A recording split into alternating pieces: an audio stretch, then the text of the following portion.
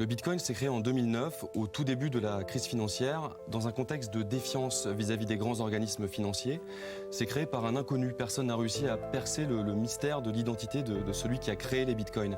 Donc c'est une monnaie qui est alternative, mais qui est rapidement devenue un produit spéculatif. Les autorités ont découvert des systèmes de blanchiment d'argent, des circuits de blanchiment d'argent avec les bitcoins. Il a appelé ça the Bitcoin, sauf que les autorités européennes s'en inquiètent. Et c'est quoi cette monnaie virtuelle? Et puis si ça prenait à tout le monde de le faire, puis traduisez la Bitcoin. Mais le risque est ailleurs. Puisqu'aucune banque ne le contrôle, le Bitcoin a déjà été utilisé par le grand banditisme. Les autorités européennes craignent que ceux qui l'utilisent perdent tout simplement leur argent. Que les autorités européennes dénoncent, si vous voulez, c'est que c'était vraisemblablement un système pyramidal, c'est-à-dire en fait ce sont les premiers arrivés, ceux qui ont créé ça vraisemblablement qui s'enrichissent, et les autres, les derniers arrivés, sont, comment dit-on, des pigeons. Mais cela dit, cette monnaie reste quand même extrêmement réduite, donc la concurrence par exemple avec l'euro n'est pas exactement là. Bitcoin a longtemps été utilisé pour des activités illégales. Acheter de la drogue ou des armes sur ce marché noir en ligne. Le Bitcoin est régi par des lois mathématiques et donc faire confiance à Bitcoin, c'est en réalité faire confiance aux mathématiques. Et les mathématiques, ça n'a jamais trompé personne. Des mathématiques, moi je m'en suis toujours méfié. Oui. Un univers idéal pour ceux qui veulent, par exemple, blanchir de l'argent, c'est plus facile, non? Ouais. De nombreux experts en fait commencent à affirmer que pour blanchir de l'argent, Bitcoin n'est pas le plus idéal. Il y a quoi, une dizaine de millions de Bitcoins sur le marché. C'est une goutte d'eau dans l'océan des transactions mondiales. Le Bitcoin n'est pas prêt de concurrencer le dollar. Je pense que d'ici, dans les prochaines années, 2 à 3 ans, le Bitcoin commencera vraiment à prendre une place prépondérante sur les marchés financiers. Une invention qui séduit ceux qui ont besoin d'effectuer des transactions discrètes, comme ce fabricant de chaussures iranien qui l'an dernier s'en servait pour contourner l'embargo.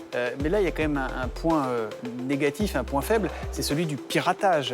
Les Nord-Coréens, des hackers, des pirates nord-coréens sont passés à l'attaque ces derniers mois. Le bilan, je crois, plusieurs millions de dollars envolés, hein, c'est ça, sur le Bitcoin.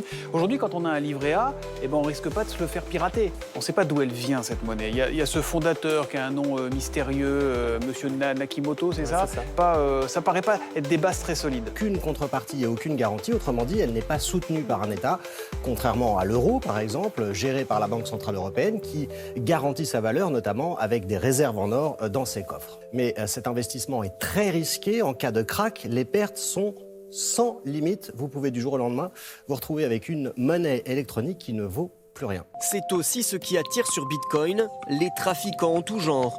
Drogue, armes, blanchiment.